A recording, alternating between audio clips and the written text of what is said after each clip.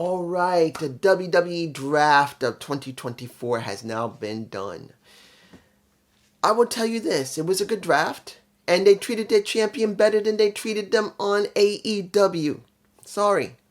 I know I didn't have to bring it up, but when I was watching the last match with Carmelo Hayes and Cody, I got pissed off because I was thinking about Swerve, and it just made me angry that they opened the show with Swerve Strickland. This was stupid.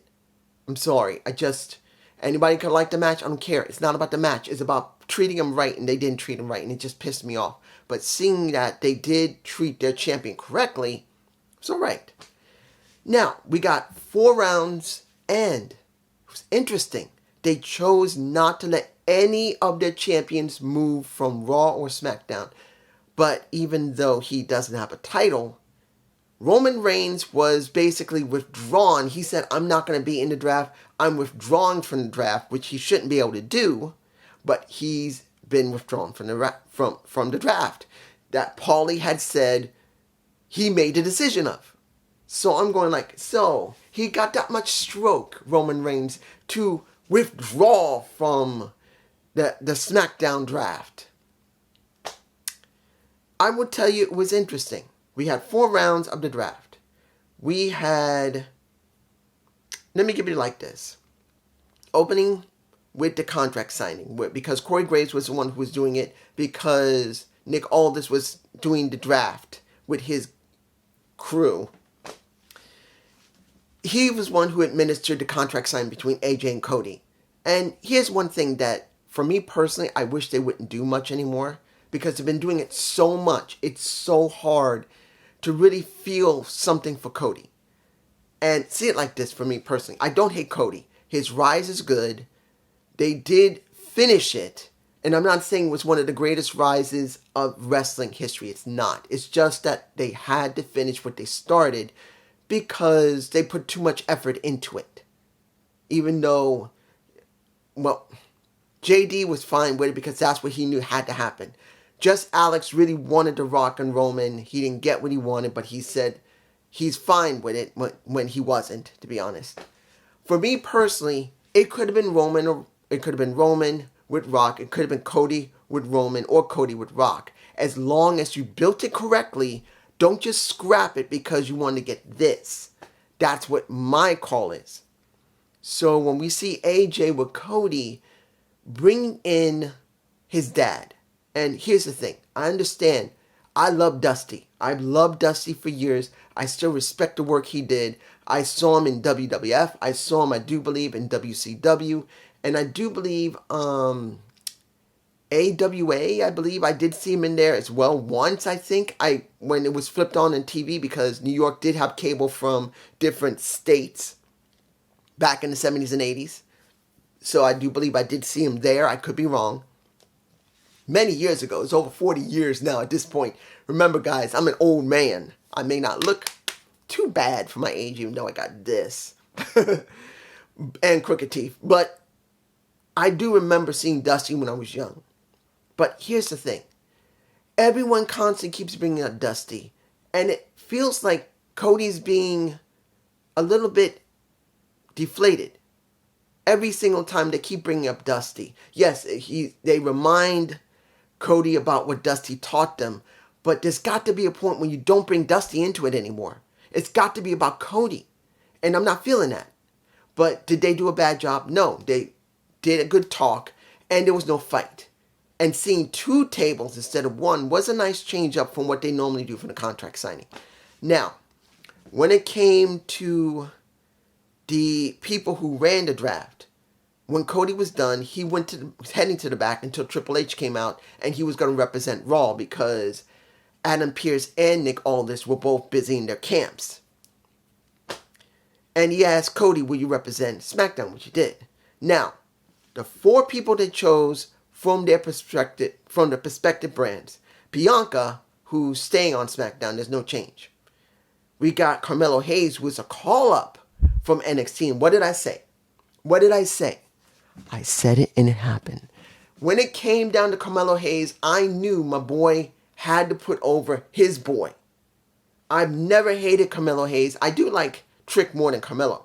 But I always knew Trick and Carmella were a great team, but I do know that Carmella was ready. Trick was not. Trick was not ready to go anywhere. He was not ready to progress to the main roster, and he still isn't yet. He needs more time to cook. But you can see that Carmella was ready. And I knew Trick had to break away from Carmella eventually and start developing himself, because the only thing left for Carmella to do would to be put over Trick Williams. Because I had a feeling that Trick had to be put over. But the question was, how developed would Trick be? Look what we got. So that's what you got for SmackDown. For Raw, Jey Uso and Seth did not move. They're both Raw guys, and they haven't moved. And I got to tell you this, out of the entire bloodline, and this is going to include, if not Jack's a part of the bloodline, Jacob Fatu is going to be part of the bloodline, and maybe Naomi could be a part of the bloodline. As much as I love Naomi, she's my girl. There's only one person in the entire bloodline that at any time I love the most, and that is Jey Uso. Jey had proven himself as someone that is ready to move off on his own and actually make his own mark. Jimmy, I'm sorry guys, if any like Jimmy, and I do like Jimmy, he's not a bad guy. But the way they booked him, the way he acts, he works as someone who likes to be in a team. And Jey can work by himself. It's obvious. Jey can work by himself, but Jimmy works more better if he's in a team. He needs someone to play off of. And when it comes to Jey, he doesn't. He doesn't need that. That's just the way I see it. And Seth is Seth. Next, when it came to the second round of the draft, we got Michelle McCool for SmackDown, and we got Tori Wilson for Raw, which is nice to see them being used in this type of situation. And what did we get? Randy Orton ain't going nowhere. And Nia Jax switched from Raw now to SmackDown. So maybe she might join the bloodline, because if Jacob Fatu is going to join, you might get Nia Jax joining as well, so they can make it a more all-around type of thing, because when it comes down to it, we are not seeing anyone that is a female in the bloodline. And since we haven't seen Tamina, I don't know if she's hurt or she's been working in the back or whatever, we have not seen Tamina. She's the only person they got. Unless they have another relative like Ava, who they're not going to bring up because she's not ready and she's working as a GM, it's going to be Nia. It's going to be Nia. That's the deal. Nia is going to be the one. So when it came to Raw, we got Braun Breaker, who was on SmackDown, now moving to Raw. And we got Liv Morgan, who's already on Raw, and she's just staying there. But now coming to his match with Cedric Alexander, I called him Desmond Xavier a couple of times because I got Alexander and Xavier mixed up. I miss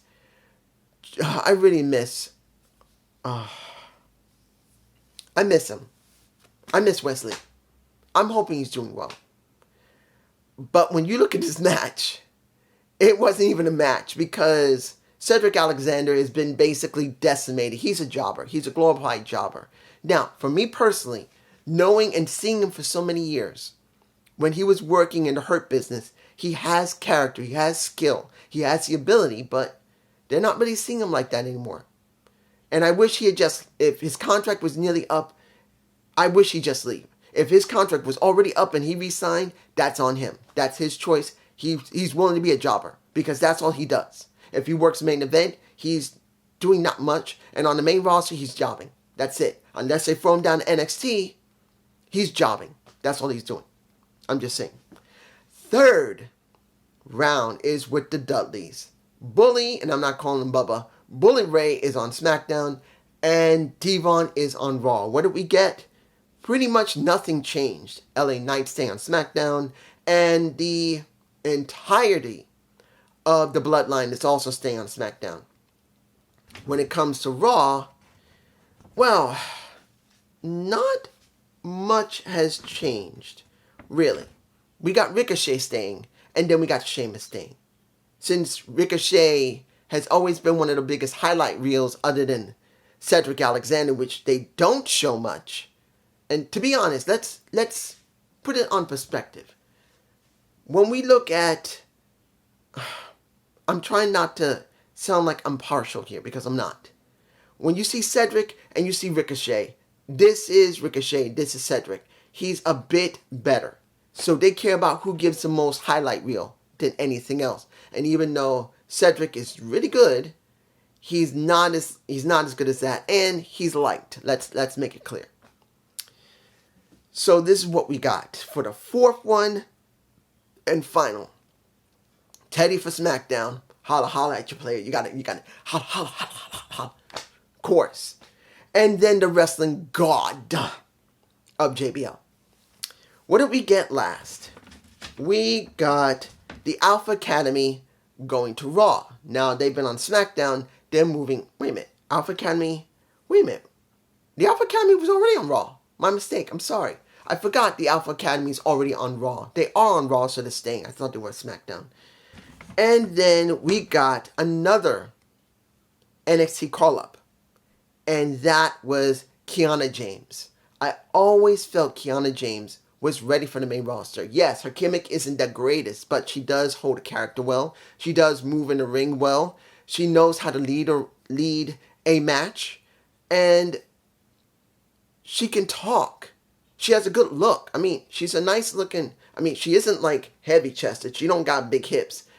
But it's not the point all the time that a woman has to be extremely curvy to not only be over, but to be sexy. She's one of those that has a good balance, that she's got this. She's got some of this. She's got this. She can talk. And she's got this. So she knows how to be able to hold a character, at least generally make it look good, and then go through with it. So, Kiana James, I'm glad. Now the question is, how are they going to change that character? And I'm hoping they don't change it quickly, because she's supposed to be a mogul of a corporation. She owns her own corporation and she's wrestling. I'm hoping they don't move too quickly away from that. They develop it and then make it more. And then eventually, once she finishes going through like an arc of what she's done with her character, she can just have a new one. Hopefully that's the way they're going to do it. And on SmackDown, we get AJ and who was the last one? I can't see where I wrote here. Oh man. I wrote it and I didn't pay attention how I was writing because I was rushing because I wanted to see what was going on in my handwriting. I got the handwriting of a doctor. It sucks. Oh yeah, Andrade El Ilio is currently Andrade is now on SmackDown. There you go. Now I can see it. Not being able to read your own handwriting sucks. Now, matches. Pretty much a match in the beginning, I didn't want to see it. Look, the only thing that mattered between Delgado El Fantasma and LWO was who was the one who attacked Dragon Lee. As I thought, it was Carlito. There was no other person that could do it other than Andrade himself. And Andrade didn't make any sense. So it had to be Carlito. He was in the ring with them after the match had been finished with the members of Delgado. And it was Santos Escobar that came out with Elektra, who... That woman is built like a brick chicken house. I'm sorry. She's muscled out. Let's make it clear. She can talk. She's not one of the best wrestlers, but her look, the way she speaks is just good. She has it. She can easily be a manager and not need to wrestle. As a wrestler, she's okayish. She's not great. She's okay. But seeing her on the side of Santos was good. They showed footage of Dragon Lee getting his ass handed to him by Carlito. Carlito attacked him. And then they got driven out of the ring because of Carlito. And they said, we thought you were family. We loved you. That's what Ray spoke about. I knew it was going to be Carlito because there was no other choice. But here's the problem. The reason they did it like that is because they did not set up Carlito to be the new leader of LWO. They didn't. That was the entire thing about this. Since they didn't want to really push... It would have been better if they did. I would have liked to see that Carlito became the leader temporarily of LWO and dealt with Santos Escobar while Ray was gone. But they didn't go there. They didn't bother to go there. So the only thing they can do to salvage Carlito was to have him attack pretty much a Dragon Lee to make it like I should have been the leader while Ray was hurt. You didn't do it. That's why. There you go. Now, number one contendership match, because they had to redo it again due to the fact of Tiffany Stratton attacking last week. And here's the thing. Seeing they had a Tiffany and Naomi match again was not something I liked. And then seeing Nia Jax, who is now a member of the roster, because Nia Jax is a part of it. She's from Raw. She's on there now. She was part of the second draft pick, as I said. It made sense. And then at the same time, it didn't make sense because I kind of wish they had not done that until they went to Nouvion. I believe that's Nouvion, France, I believe, for Backlash. I wish she had done it there, and it would have felt more impactful than her attacking Bayley and then attacking Naomi, and then Tiffany not being able to get the opportunity to become number one contender, but then she lays out both of them in the prettiest moonsault ever, and I'm telling you right now, that is the best moonsault for a woman I've seen in a while. Other than Io, she's got the best. And when it comes to, for people who love Charlotte Flair, Charlotte's moonsault is trash. I don't like it. I never liked it. She's not smooth with it. I'm not saying she's not athletic. She's just not very smooth with it. I'm sorry. I wish she would retire it. That's how she messed up herself. That's how she hurt herself. Doing that damn moonsault, and she blew out one of her knees. I'm just saying.